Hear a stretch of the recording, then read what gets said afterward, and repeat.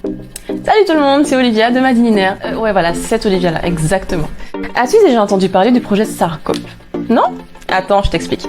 SARCOP est un projet qui vise à renforcer la collaboration des territoires caribéens face à l'invasion des algues sargasses.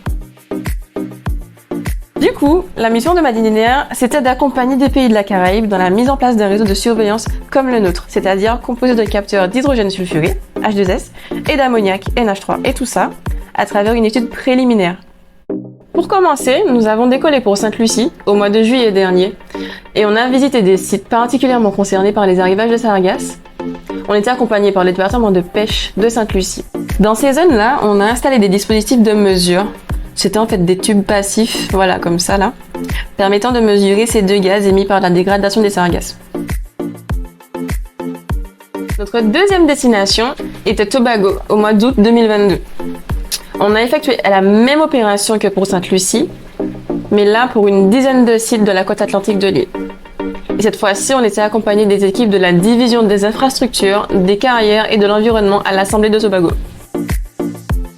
Ensuite, l'équipe de Madininaire s'est envolée pour le Mexique en septembre 2022. On y est resté un peu plus longtemps, compte tenu de la taille du territoire, et aussi l'occasion pour nous de faire un peu de tourisme. On est allé dans des villes telles que Cancún, Tulum, Playa del Carmen, Mahahual ou encore Akumal. En vrai, c'était trop bien. J'ai grave envie d'y retourner. Bon, je me concentre. Pendant tous nos voyages, on était munis de microcapteurs mesurant instantanément l'hydrogène sulfuré dans l'air. Je rappelle que c'est le principal gaz émis par les sargasses en décomposition. Pour ces quelques jours, on était accompagnés par nos collaborateurs du mouvement POP, de l'Institut Polytechnique National et de l'Université Nationale Autonome du Mexique. Et je vous jure que j'ai envie d'y retourner.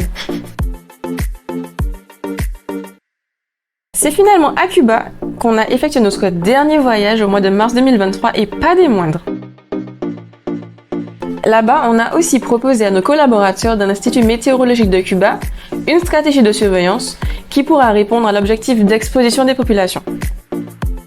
On est passé sur la côte nord et aussi sur la côte sud de l'île pour pouvoir procéder à l'installation de nos dispositifs de mesure. Et c'était sans compter sur les crabes en pleine migration qui nous ont mené la vie dure, surtout pour Stéphane qui était en pleine lutte acharnée avec les bêtes là.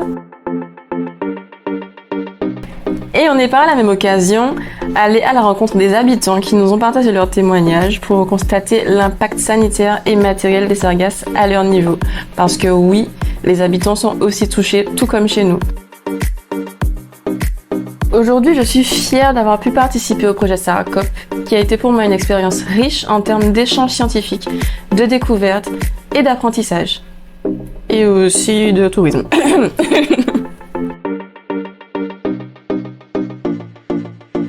Ces différents séjours chez nos voisins de la Caraïbe m'ont véritablement marqué sur le plan humain et resteront inéluctablement une source d'inspiration pour moi.